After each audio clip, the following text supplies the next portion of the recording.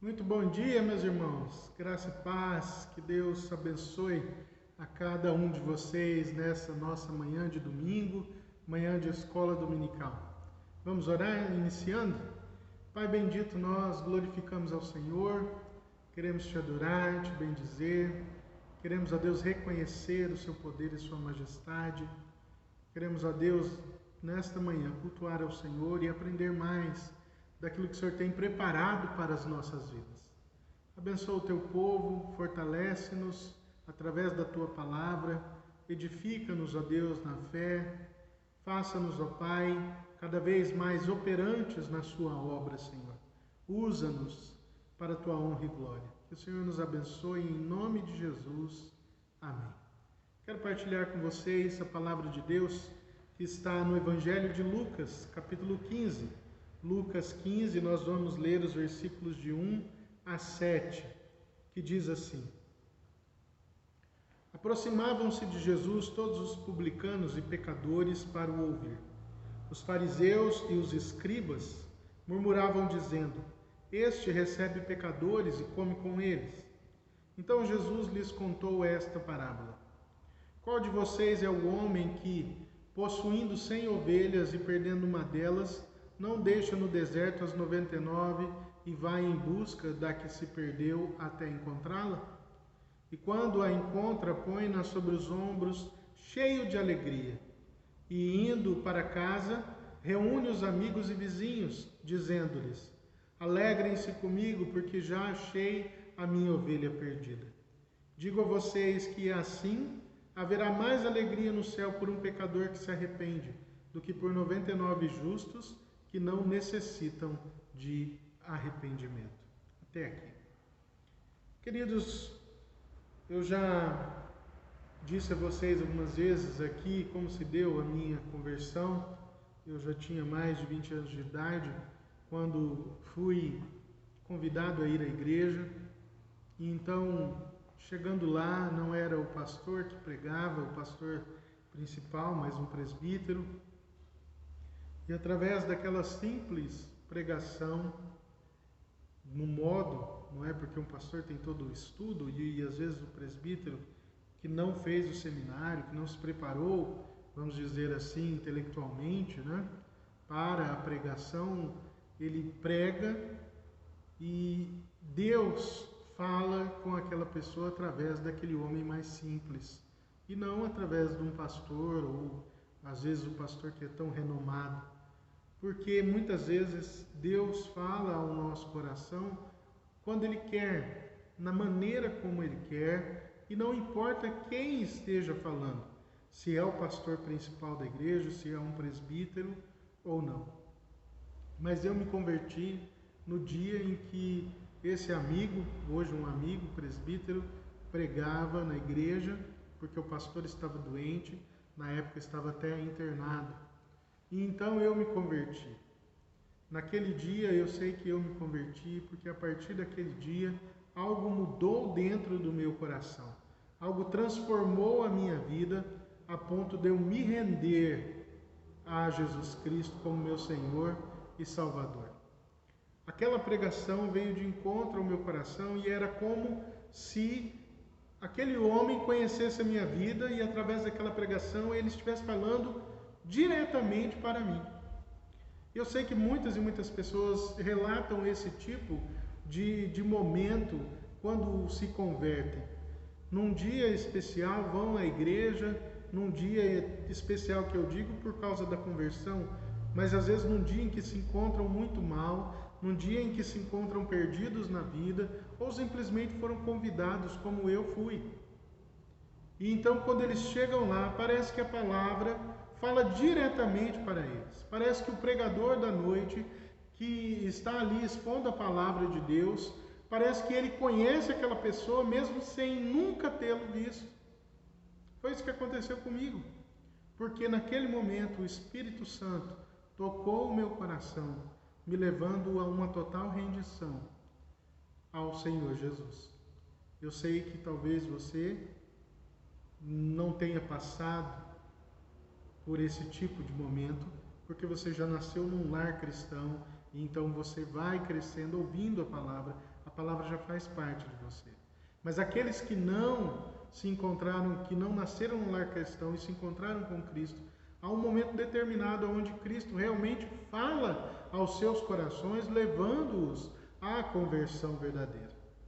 É isso que aconteceu com a minha vida, é isso que acontece nesse momento, desse texto em que nós estamos lendo, Jesus aqui então falando àquelas pessoas, Jesus chama os pecadores e os fariseus, os escribas, os mestres da lei ali, estavam vendo tudo aquilo e falando desse Jesus, esse homem recebe pecadores e partilha da sua mesa com eles. Como pode uma coisa dessa? Ele é um mestre. Como que ele faz uma coisa dessa? Ele faz isso porque esse era o ministério de Jesus. Jesus veio para chamar pecadores. Jesus veio para transformar vidas. E veio para mostrar ao povo judeu que Deus agora estava inaugurando um novo tempo, chamando sim pecadores, não somente aqueles que eram nascidos de Israel, nascidos israelitas, nascidos judeus, mas agora a bênção da salvação era para todas as pessoas. Então nós aqui, dentro desse texto, nós vemos Jesus contando uma parábola, falando a respeito disso mesmo, de que ele iria chamar pecadores, iria transformar esses pecadores em filhos de Abraão. Porque ele diz, olha, qual dos pastores que vendo uma das suas ovelhas perdidas, das 100 que tem, não deixará as 99 e irá atrás daquela que está perdida. E foi isso que aconteceu. Jesus veio para chamar pecadores. Jesus veio para chamar aqueles que estavam perdidos. E quando eles se encontram com aqueles que estão perdidos, ele vai transformá-los, vai renová-los. Jesus não presta atenção àqueles fariseus, às suas regras criadas fora da palavra de Deus. Mas ele recebeu aqueles que estavam destituídos. Ele juntou para si aqueles que estavam perdidos, aqueles que não tinham importância, aqueles que haviam sido deixados de lado, para resgatá-los, para transformá-los em povo seu, em igreja sua, em filhos seus. Jesus faz isso conosco, irmãos. Ele nos busca na nossa inquietação, ele nos recebe no nosso pecado e ele nos sustenta na nossa fragilidade. Ele cuida de nós e nos transforma. Ele não permite que nós fiquemos da maneira como nós chegamos até ele, mas ele transforma a nossa vida. Foi isso que aconteceu comigo. Garanto que foi isso que aconteceu com você quando você se rendeu ao senhorio de Jesus Cristo. Ele nos transformou e Deus continua me transformando dia após dia, porque nós não somos perfeitos, eu não sou perfeito e nem você é perfeito.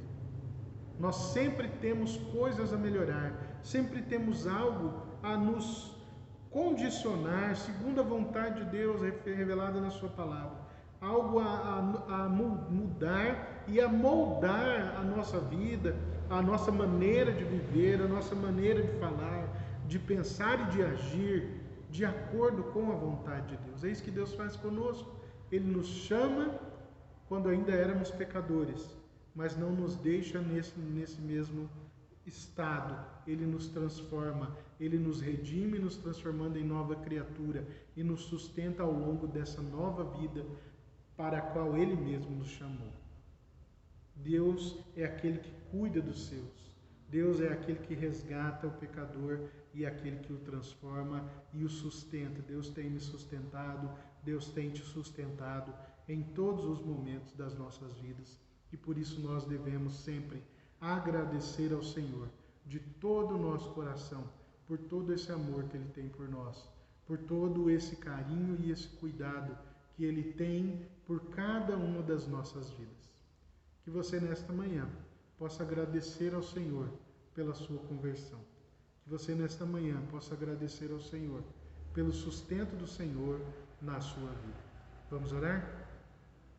Pai amado, nós te agradecemos de todo o nosso coração pela salvação em Cristo Jesus, porque o Senhor um dia nos alcançou e nos trouxe para perto de Ti, porque o Senhor num dia determinado por Ti mesmo, Pai, o Senhor um dia tocou as nossas vidas, nos levando ao arrependimento e nos levando a Deus à conversão.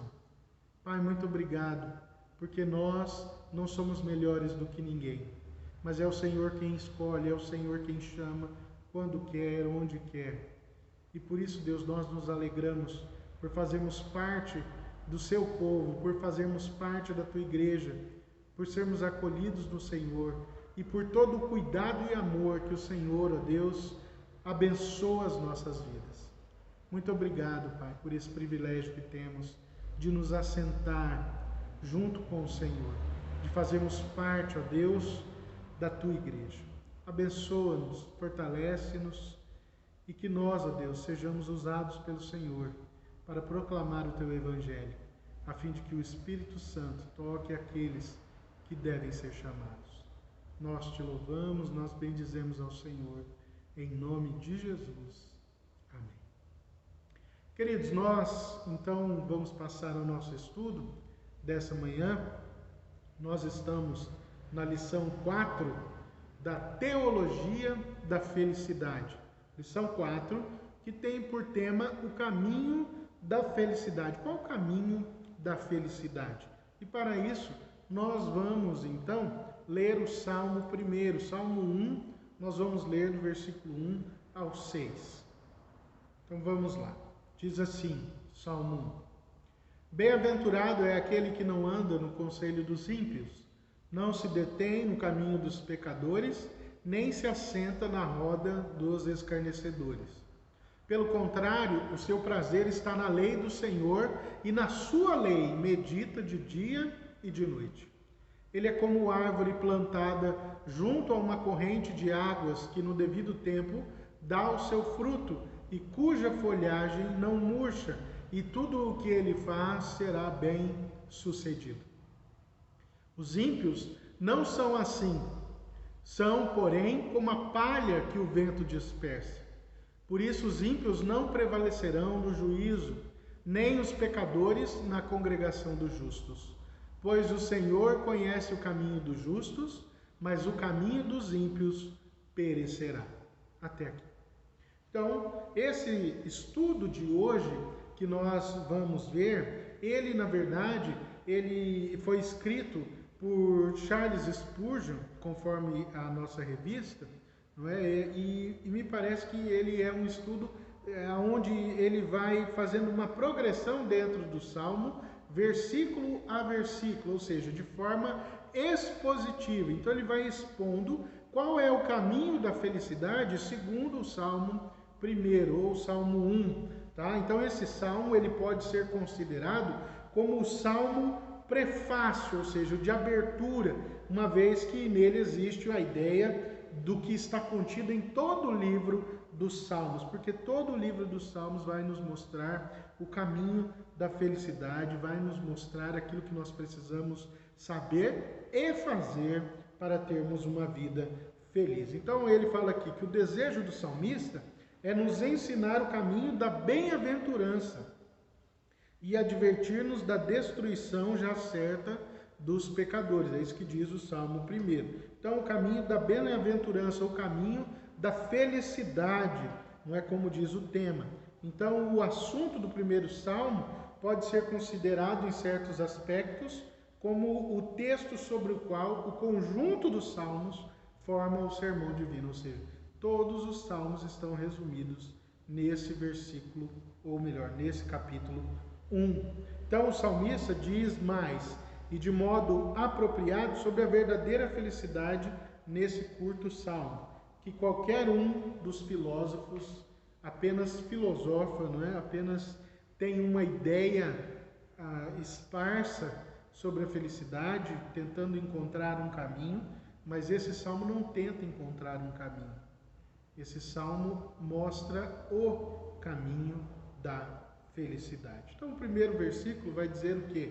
Bem-aventurado é aquele que não anda no conselho dos ímpios. Bem-aventurado significa feliz o homem ou feliz a pessoa que não anda no caminho dos ímpios, né? Então, ele começa, na verdade, o Salmo começa com uma bênção para as nossas vidas. A bênção da felicidade, abençoado, bem-aventurado ou feliz é a pessoa que não anda no caminho dos ímpios. E quando nós vamos olhar o Sermão do Monte, Jesus falando lá, a partir do capítulo 5 até o versículo 7, todos esses capítulos compreendem o Sermão do Monte, não é? Nós vemos que essa palavra é a mesma usada no Sermão do Monte, bem-aventurado, ou feliz demais. Então, a palavra traduzida como bem-aventurado, ela é uma palavra muito expressiva, porque no original ela está aqui no plural, né? Então ela pode ser usada como um adjetivo ou como um substantivo. O que quer dizer isso? O adjetivo, todos nós sabemos que é uma qualidade, não é? Ou que denota alguma qualidade da pessoa, seja algo bom ou ruim, não é? A pessoa pode ser, vamos dizer assim, fulano é iracundo, ou seja, uma pessoa muito nervosa, muito raivosa, não é? A fulana, ela é fofoqueira. Então a palavra fofoqueira e usada, não é, para o sujeito da fulana, no caso, não é, denota uma qualidade, não uma qualidade boa, não é, mais porque ela é uma fofoqueira. Mas também pode ser um substantivo. É óbvio que a gente já vê nomes às vezes estranhos, né? Mas tem pessoas que utilizam esse tipo de palavra como substantivo, não é? Eu já vi falar de pessoas que têm o nome de Vida, não é? Dona Vida, já vi, é uma coisa diferente, mas existe, não é? Mas vida é um substantivo, não é? E também pode ser até usada talvez como um adjetivo, porque aquela pessoa ela é cheia de vida, vamos dizer assim, não é? Mas como um substantivo, é como se eu me chamasse feliz, não é? Então, eu sou um homem bem-aventurado, ou seu feliz, dona feliz, ou dona felicidade, um substantivo. É isso que quer dizer esse salmo, isso se torna parte da minha vida. Eu sou abençoado ou abençoada. Isso se torna parte da minha vida, da vida da pessoa que não anda nos caminhos dos ímpios, nem se detém no caminho dos pecadores, nem se assenta na roda dos escarnecedores. Ou seja, eu terei uma vida abençoada, eu serei abençoado, como fulano, o pastor Ailton é abençoado, fulano é abençoado, fulano é abençoado, ou olha, lá vem o abençoado, lá vem a abençoado, lá vem a feliz ou o feliz. Não é? Então é isso que quer dizer esse salmo, quer dizer que há uma bênção constante sobre a vida daqueles que andam com Deus, sobre a vida daqueles que não seguem o caminho dos ímpios. É isso que está nos dizendo. Bem-aventurado é o homem que não segue o conselho dos maus. Esse homem segue conselhos prudentes e anda através dos mandamentos de Deus. Para ele, os caminhos da piedade são caminhos, são os passos guiados, né, pela palavra de Deus. São caminhos de paz e de esperança, de boa vida, ou seja, de uma vida abençoada. Não é? Então, a palavra raiz aqui, que quer dizer, significa, enfatiza esse homem, não é? No entanto, apenas uma pessoa entre mil vive o cumprimento do fim para o qual Deus o criou. Isso quem disse foi um teólogo chamado Adam Clarke, não é? Que é o que está aqui na nossa lição, um entre mil, ou seja, aquele que é chamado por Deus para viver de forma realmente feliz. Então, aí eles continuam seguindo, não se detém no caminho dos pecadores. Os pecadores, segundo a nossa lição, têm um caminho ou um modo particular de transgredir. Ou seja, um é bêbado, o outro é pouco honrado, ou tem de má fé, ou o outro é impuro. Então tem toda classe de vício aí dentro daquilo que nós entendemos. E também tem gente que nós entendemos, por exemplo, tem avarento, não é? Pessoas que são avarentas, mas que não gostam, por exemplo, desprezam aqueles que bebem e vivem uma vida de embriaguez, embora não sejam avarentos. Da mesma forma, há pessoas que bebem muito, mas desprezam aqueles que são avarentos, porque querem aproveitar a vida através da bebedeira, né? Da embriaguez, e acham que aqueles que guardam dinheiro de forma... E aí a avareza, tá? Não estamos dizendo de que guarda dinheiro de forma correta, mas estou falando do avarento, que não aproveita a vida em nada somente para guardar as coisas. Então, um vive dessa forma, um fala mal do outro. É isso que nós estamos dizendo quando fala, né, que não anda no conselho dos ímpios. É isso que está dizendo. Então, esse tipo de gente que nós encontramos. Eles até condenam certos pecados, mas não reconhecem os seus próprios. Cada um tem o seu pecado dominante, não é? Como diz o profeta, deixe o ímpio o seu caminho, Isaías 55, 7. Não é? Então, bem-aventurado é aquele que não anda por um caminho semelhante, que não anda no conselho dos ímpios. Note que no primeiro versículo há dois tipos, vamos dizer assim, nós podemos chamar de pecadores. Bem-aventurado é aquele que não anda no conselho dos ímpios, não se detém no caminho dos pecadores, ímpios e pecadores. Então, o que aqui está dizendo, não se assenta, né, na roda dos escarnecedores.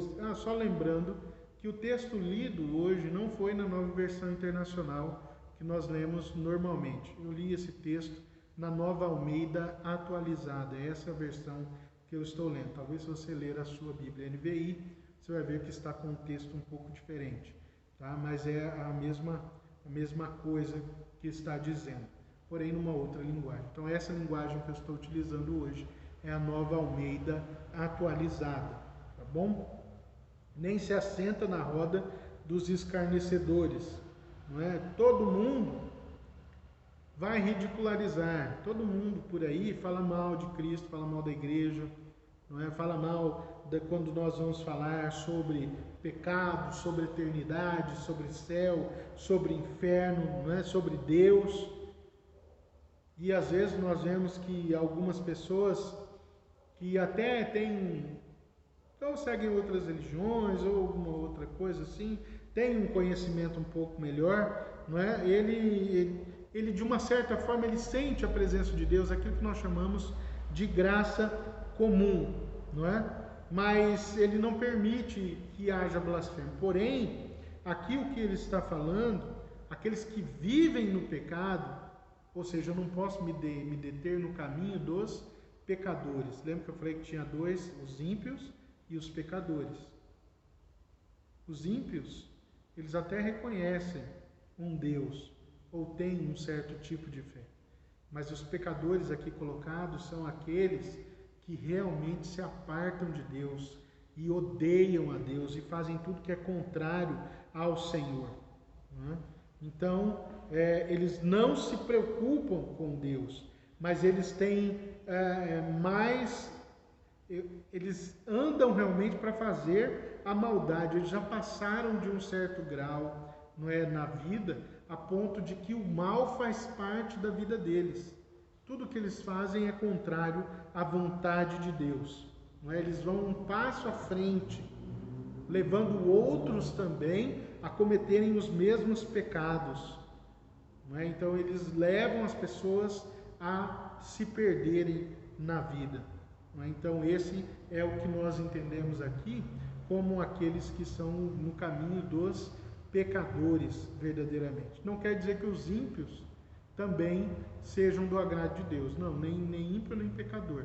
Porque os dois caminhos são caminhos que levam para longe de Deus. Pode até haver fé, pode até haver uma vida com algum outro Deus, vamos dizer assim, uma outra religião, mas que não segue ao Senhor verdadeiramente. Então eles reconhecem a questão divina, porém não reconhecem a Deus como o único e verdadeiro Deus. Os pecadores colocados aqui são aqueles que são contra Deus em todas as suas vidas. Então eu, como uma pessoa bem-aventurada, feliz, que foi resgatada em Cristo Jesus, que foi chamada por Cristo, nasci de novo através da água e do Espírito, eu não posso querer andar com essas mesmas pessoas.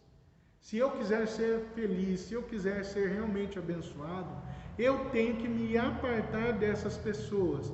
Ah, mas então eu não posso ter amizade com ninguém, não vou fazer mais nada, vou viver isolado. Não é isso que está dizendo, porque nós temos que trabalhar e às vezes no trabalho que você tem, você está ali cercada de centenas de pessoas, às vezes, dependendo se é uma fábrica, por exemplo, de centenas de pessoas que não comungam da mesma fé que a sua, que nem sequer ligam para Deus, às vezes, na sua vida. Passam os dias e eles nem sequer buscam a Deus em nenhum momento. O que é que eu vou fazer? Eu vou tratá-los mal? Não, pelo contrário, eu sou chamado a ser sal e luz. Onde eu vou ser sal e luz? Dentro da igreja? Não, eu sou chamado para ser sal e luz no mundo. Eu sou chamado a levar Jesus Cristo para todos os lugares, aonde eu estiver. Porém, eu não preciso viver a mesma vida que essas pessoas vivem. Eu não posso me deixar levar pelos maus exemplos dessas pessoas. Eu preciso ser diferente. É isso que o salmista coloca, que feliz será aquele que não anda no conselho dos ímpios, não se detém no caminho dos pecadores, nem se assenta na roda dos escarnecedores, daqueles que zombam de Deus, daqueles que só querem praticar o mal. As pessoas às vezes podem até reconhecer as bênçãos de Deus, podem até de vez em quando participar de uma igreja, alguma coisa assim, mas elas não têm a sua vida verdadeiramente entregue ao Senhor. Então eu preciso me afastar de tudo isso. Então, se nós pudéssemos, como ele diz aqui, ter a graça, para nos manter separados assim dos pecadores, ou seja, viver longe, para que não houvesse nenhum mal, para que nós fôssemos tentados, para que não houvesse nenhum problema para as nossas vidas. Mas nós estamos no mundo e somos chamados a estar nesse mundo como sal e luz. Não é? Segundo, o prazer na lei do Senhor. Bem-aventurado, não é? Aquele que é o primeiro ponto, né? Feliz o homem, ou bem-aventurado. Segundo, o prazer não está, ou melhor, o seu prazer está na lei do Senhor. Então é o segundo versículo. Pelo contrário, o seu prazer está na lei do Senhor, e na sua lei medita de dia e de noite. É isso que quer dizer. Então a palavra de Deus, ela deve ser como o nosso alimento diário. Ela deve ser como aquilo que, se nós não tivermos, faz falta como o nosso alimento.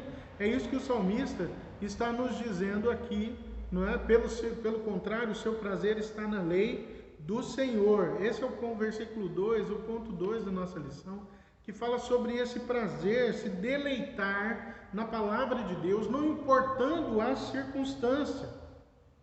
A esse deleite do coração na lei, não é? Martinho Lutero dizia o seguinte, que é o que diz aqui na nossa lição. Ele diz assim: a palavra prazer refere-se ao deleite do coração na lei, refere-se ao prazer que não olha nem para a lei, para o que a lei promete, nem para o que as suas ameaças, nem para as suas ameaças, mas que apenas se preocupa em compreender que a lei é santa, justa e boa.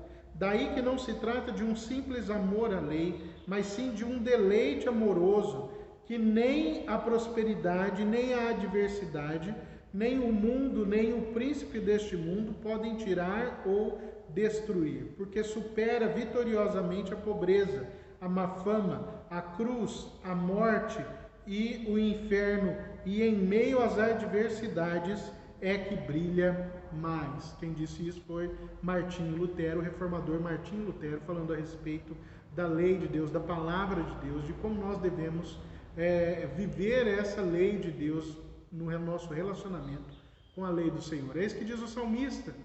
O salmista vai nos dizer: antes o seu prazer está na lei do Senhor, que ele medita de dia e de noite, ou seja, em todo o tempo. Então é isso que deve ser para nós, e nos revela que para um caminho da felicidade eu preciso entender e compreender aquilo que Deus quer de mim.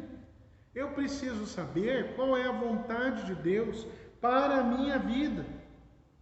E aí ele fala algo aqui que é muito interessante, não é? Daquilo que é a leitura diária da palavra, de meditar de dia e de noite na palavra de Deus, que ele cita a questão da passagem, como deve ser a nossa vida, a passagem, não é, de que Eliseu manda que o seu servo vá olhar para o céu por 7 vezes, somente na 7ª vez é que ele volta, fala com Eliseu novamente. E aí, o que você viu? Eliseu pergunta. E então ele diz o seguinte: olha, eu vi uma pequena nuvem lá longe formando sobre o mar. E então aquilo foi o sinal de que Deus estava manifestando o seu poder, e logo em seguida o que nós vemos é que começa a formar em densas nuvens para trazer então novamente a chuva. Não é? Então é assim que é a nossa leitura diária da palavra de Deus. Talvez você passe por um texto bíblico e você leu rapidamente, mas conforme nós vamos lendo e lendo e relendo novamente, não é a questão de ir sete vezes, é por isso que ele usa o texto aqui, nós vamos vendo que a partir do momento que quanto mais nós lemos, mais a palavra de Deus vai se abrindo, vai se revelando, e às vezes uma coisa que era pequena se torna grandiosa para a sua vida. Mas isso só acontece a partir do momento que nós meditamos constantemente na palavra de Deus, a partir do momento que nós buscamos estudar a palavra de Deus.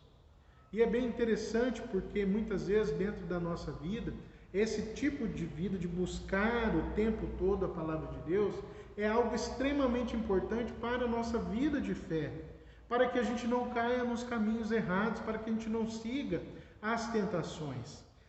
Eu conheço uma moça pela internet, uma jovem cristã, que tem um canal voltado para jovens cristãs, não é, que fala da palavra de Deus para a vida cristã feminina, não é? Então, ela estava dizendo que ela foi para a faculdade. O tempo de ir para a faculdade, principalmente para os jovens cristãos, e aí homens e mulheres, para todos os jovens, é um tempo muito difícil, porque ele vai se deparar com tudo aquilo que é contrário à palavra de Deus, e se ele não tomar cuidado, se ele não estiver embasado na palavra de Deus, ele irá se render às artimanhas do inimigo, ele irá se render ao caminho dos pecadores, ao caminho dos ímpios, porque ali ele é totalmente bombardeado com coisas contrárias à vontade e à palavra de Deus, que muitas vezes ele só conhece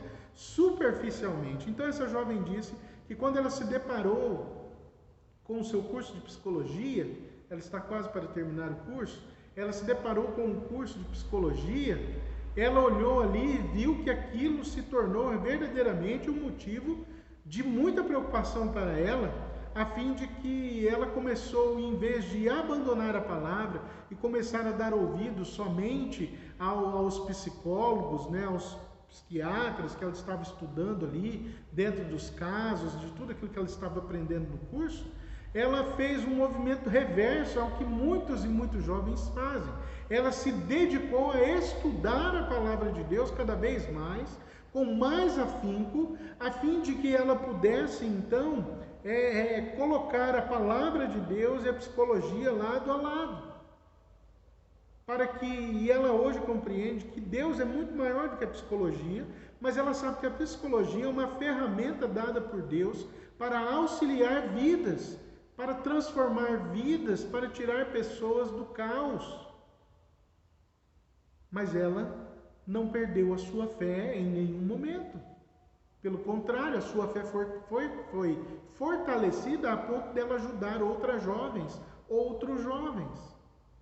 E então isso nos dá um exemplo do que é buscar a palavra de Deus o tempo todo e crescer isso em todos os momentos da nossa vida. Por isso que Deus nos manda lá atrás, né? Quando a gente vai lá atrás, Deus falando ao povo de Israel, diz assim: olha, você escreva essa lei em todos os lugares, no batente da porta, escreva em tiras, amarra no braço, amarra na cabeça dos seus filhos, inculca isso na cabeça dos seus filhos, para que eles então estejam ali sempre ligados à palavra de Deus. E lá atrás, no Velho Testamento vai dizer: e medita nessa palavra de dia e de noite. E quando nós vemos aqui, Davi está falando novamente: medita nessa palavra de dia e de noite. E todo o Novo Testamento nos leva a isso também, a buscar a Deus e a aprender a se deleitar na palavra de Deus. Muitas pessoas não gostam de ler a Bíblia porque não tem figurinhas. Ah, mas é muito difícil. Hoje você já tem Bíblia na versão mangá, né? Que é aqueles gibis que contam histórias. Até mesmo para os seus filhos. Aliás, versões bíblicas é que não faltam. Tem que se atentar para o texto bíblico colocado ali. Não é? Se é um texto fiel aos originais que nós temos. Não é? Então isso é importante. Uma boa versão. Não é? Isso é importantíssimo. Mas existem muitos tipos de Bíblias para que a gente possa ler, para que a gente possa compreender a palavra. Tenha mais Bíblias na sua casa, mas não é só para ter, para encher estantes, mas para fazer comparações. Às vezes um texto numa versão está mais difícil, mais complicado, procure uma outra versão. Se a sua versão é muito antiga ainda, procure uma nova versão que seja mais adequada. É isso que nós fazemos na nossa igreja. Nós utilizamos a nova versão internacional, justamente por ela ser muito mais fácil da leitura. Hoje existe a nova Almeida atualizada, por ela também trazer uma facilidade na leitura, porque ela adequa o vocabulário ao dos dias atuais e não como a dos primórdios lá atrás, não é, de quando surgiu as primeiras versões bíblicas dentro do nosso país, no nosso vernáculo, no caso o português. Não é? Então é importantíssimo que você procure uma Bíblia que vá se adequar, não uma Bíblia fora de contexto, não uma paráfrase. Mas é importantíssimo que você estude. Recursos não faltam hoje para que nós possamos estudar a palavra de Deus, ouvir a palavra de Deus, gravar a palavra de Deus cada vez mais. E isso é importantíssimo para uma vida de felicidade, é isso que está dizendo a lição aqui. Então ele fala assim: o homem piedoso não tem descanso, ou seja, ele lê a palavra de dia, para que quando os homens virem as suas obras, possam glorificar ao Deus Pai que está nos céus. Falo-á de noite, para não ser visto pelos homens, de dia, para mostrar que não é um dos que temem a luz, de noite, para mostrar que é um dos que podem brilhar na sombra, de dia, porque é a hora de trabalhar, e assim trabalha enquanto é dia, de noite, para que seu Senhor não venha como ladrão na noite e o encontre ocioso. É o que diz Richard Baker, como ele coloca aqui, que é um outro teólogo, não é, também, falando a respeito disso, de que nós devemos buscar a Deus o tempo todo, buscando através da sua palavra, lendo a sua palavra no tempo todo. E isso deve ser para nós um deleite, buscar fazer disso um deleite. Você não vai ter prazer na lei do Senhor se você fizer isso de vez em quando você estiver no culto. E até nós podemos falar agora, e agora que nós não estamos tendo culto por causa da pandemia, não é? E ainda não sabemos quando iremos voltar. E quando voltarmos, não é, as condições da nossa igreja, as condições físicas da nossa igreja, as condições estipuladas pela saúde, como nós voltaremos, não é? E tudo isso tem que ser observado. Até isso acontecer, você está lendo a sua palavra? Você está lendo a palavra de Deus todos os dias ou se enchendo de outras coisas? Porque isso é importante hoje. Se você quer ser feliz e abençoado por Deus, não a felicidade que o mundo coloca. A felicidade que o mundo coloca, qualquer um pode colocar. Você vai se atarefar, você vai buscar cada vez mais, você vai correr na sua vida para conseguir as coisas que você tem e fazer disso a felicidade da sua vida. Eu quero uma televisão nova, um carro novo, uma moto nova, uma bicicleta nova, eu quero ter uma roupa nova, e você trabalhar duro, dias e noites a fio para amealhar dinheiro, né, juntar dinheiro para poder comprar essas coisas e achar que isso é o fim. Daqui a pouco aquilo passa, muda a moda, muda o tamanho da televisão, mudam as bicicletas, os carros e as motos, e você quer coisas novas para preencher o seu vazio. Esse tipo de felicidade todas as pessoas podem ter. Porém, é a felicidade de uma vida abençoada verdadeiramente que a palavra nos coloca, é só através da leitura, da meditação, que vai nos livrar dos caminhos errados. É só a constante leitura, a constante meditação na palavra que vai nos livrar de tudo isso, que vai nos mostrar, nos alertar quando nós estivermos em perigo, que vai servir de forças para a nossa vida quando nós estivermos fracos, quando nós estivermos sob tentação. Por isso que o prazer deve estar na lei do Senhor, em buscar aprender cada vez mais. O versículo 3 nos diz assim: é como árvore plantada. Note que não é uma árvore que nasceu naquele lugar, como aquilo que nós chamamos de árvore silvestre, né? Você chega numa determinada mata, aquelas árvores estão ali, foram semeadas pelos pássaros, as sementes, né? Ou caiu das árvores próximas e foram nascendo naquele local. Note que o texto nos diz que aquele que é bem-aventurado, que é abençoado por Deus, ele não é como uma árvore que nasceu naquele lugar. Ele, o versículo 3 nos diz assim, ele é como árvore plantada junto a uma corrente de águas. Uma árvore plantada, escolhida, considerada como propriedade, cultivada, protegida. Ela foi cuidada, nós fomos plantados por Deus. Deus é o nosso Pai celestial e foi Ele que nos colocou nessa nova vida. É isso que está dizendo. O homem feliz, a mulher feliz em Deus, ela é como uma árvore plantada, ela foi colocada naquele local ali para ser abençoada, não é?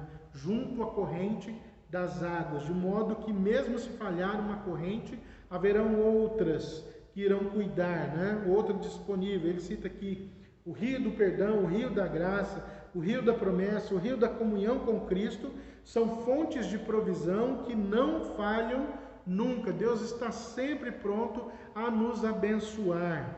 E aí ele cita algo bem diferente, porque ele fala, o salmista vai falar, que no devido tempo dá o seu fruto.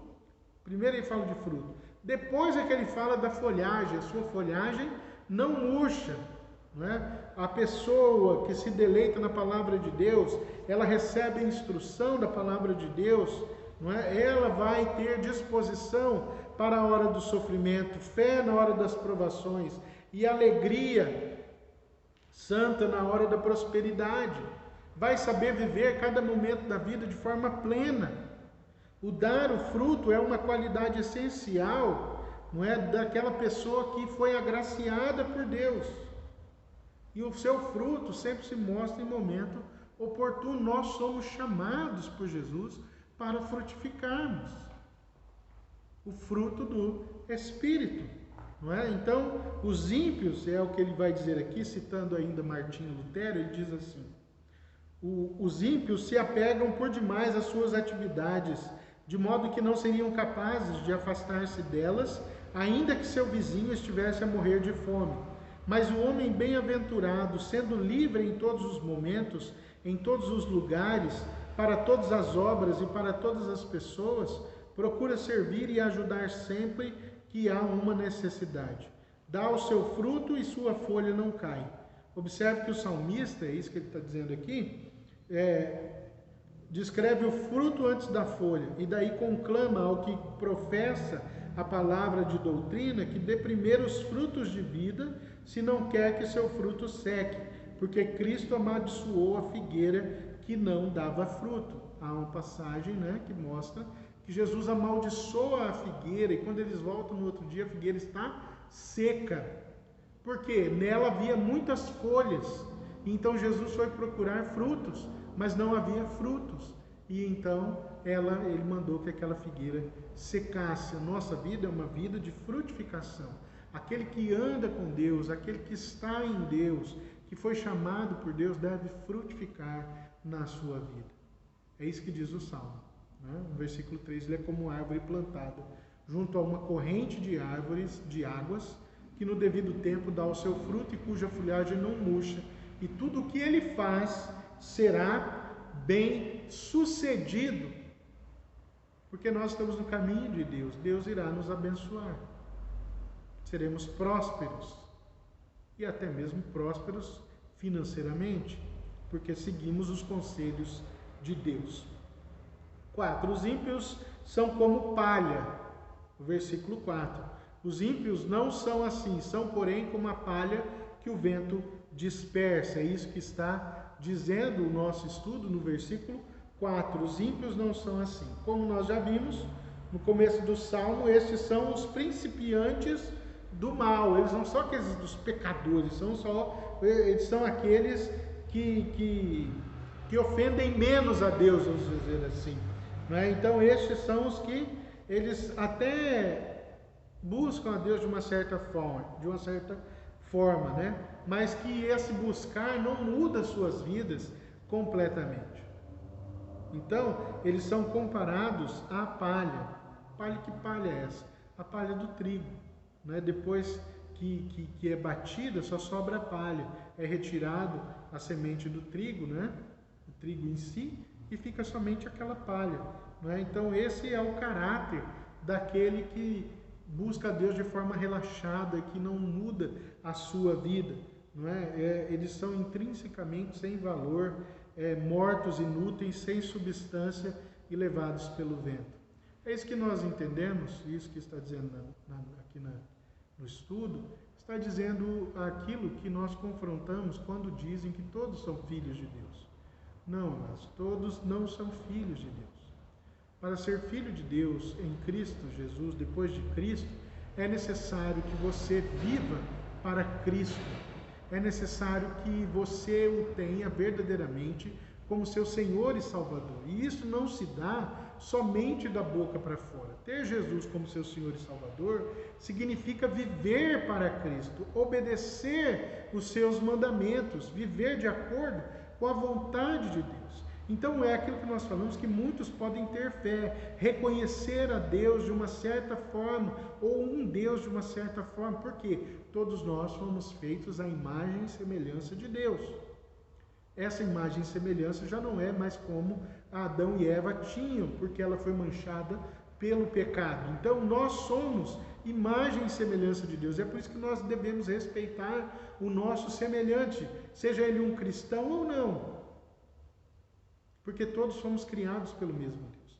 Porém, a partir de Cristo há um novo caminho, um novo e vivo caminho, que é o caminho de assumir a Jesus como seu Senhor e Salvador. Ser o seu Senhor significa que você vive pelos seus mandamentos, e Salvador significa que Ele é o único, que você o reconhece como único e suficiente Salvador. Então aqui nós vemos que muitas pessoas até têm fé, um certo tipo de fé, um grau de fé, mas não têm as suas vidas rendidas a Deus, porque as suas vidas são totalmente longe de Deus. Esses são os ímpios falados aqui pelo Salmo, e é por isso que são comparados à palha do trigo. A palha do trigo tem um certo valor quando ela está grudada no trigo. Uma vez que o trigo se aparta, acabou, ela só serve para ser queimada ou utilizada na terra, lá novamente jogada na terra, ou como forragem para animais, e assim por diante. E aí o salmista diz, são como a palha que o vento dispersa, são como a palha que o vento espalha.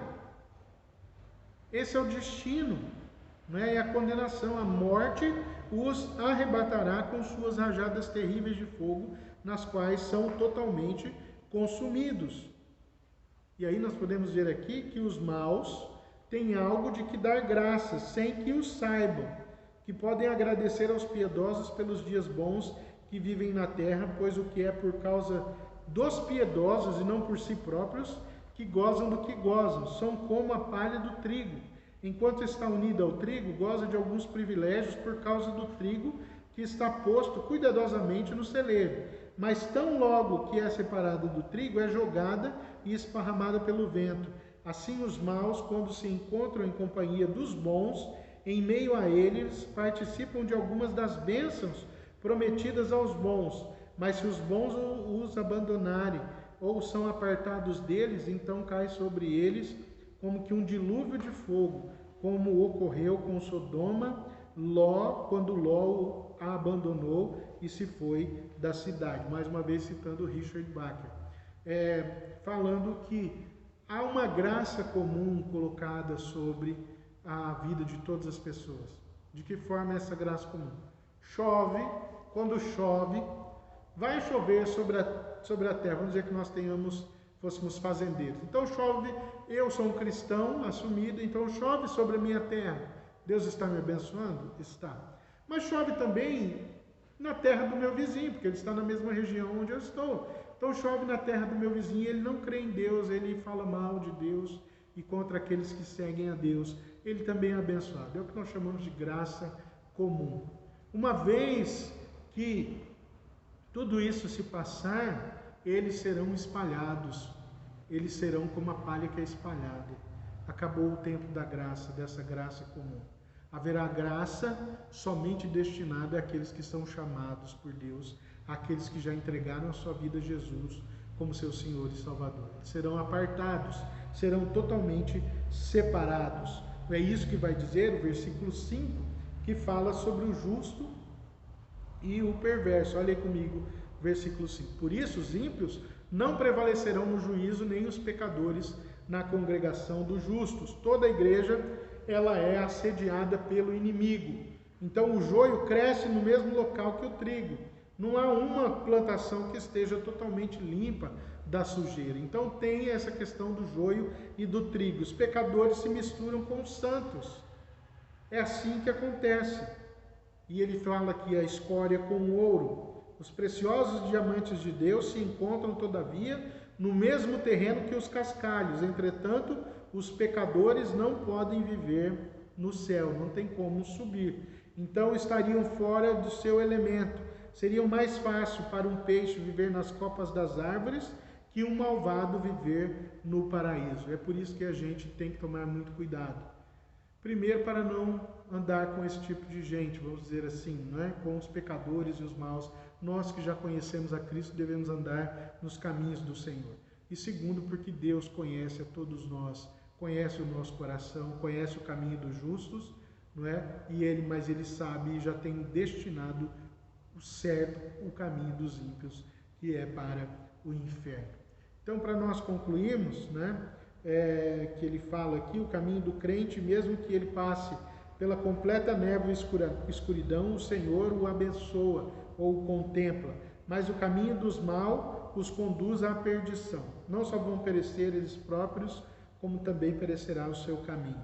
O justo talha seu nome na pedra, mas o mau escreve suas lembranças sobre a areia, ou seja, vem a água e apaga. Nós devemos buscar a Deus em todos os momentos.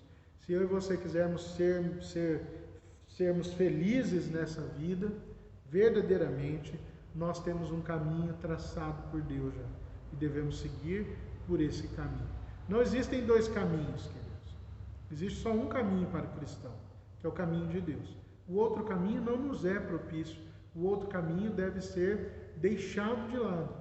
Eu não posso querer andar com Deus andando no caminho errado. Eu não vou encontrá-lo. Eu estou apenas me enganando. Se eu quero ser feliz e encontrar a verdadeira felicidade, eu devo viver para Deus. Eu devo buscá-lo, eu devo meditar na sua lei, eu devo buscá-lo em todos os momentos. E eu verei, e eu viverei a prosperidade de Deus em todas as áreas da minha vida. Certo? Que Deus te abençoe muito. Vamos orar? Bendito Deus, muito obrigado por esse tempo, Senhor, de estudo da sua palavra. Que o Senhor nos leve ao crescimento, que o Senhor nos leve ao conhecimento da sua palavra cada vez mais, Pai. Abençoa-nos e guarda-nos do mal, livra-nos dos caminhos errados, Senhor. Mas que nós também conheçamos a vontade do Senhor, para que nós mesmos não venhamos a entrar em caminhos errados, mas que nós venhamos a escolher sempre fazer a sua vontade, viver pela sua vontade. Abençoa o teu povo, abençoa cada pessoa que está vendo agora esse estudo, Pai. Que nós sejamos tocados pelo Senhor, sejamos, ó Deus, iluminados pelo teu Santo Espírito. Abençoa cada um de nós, em nome de Jesus. Amém e amém. Que Deus te abençoe.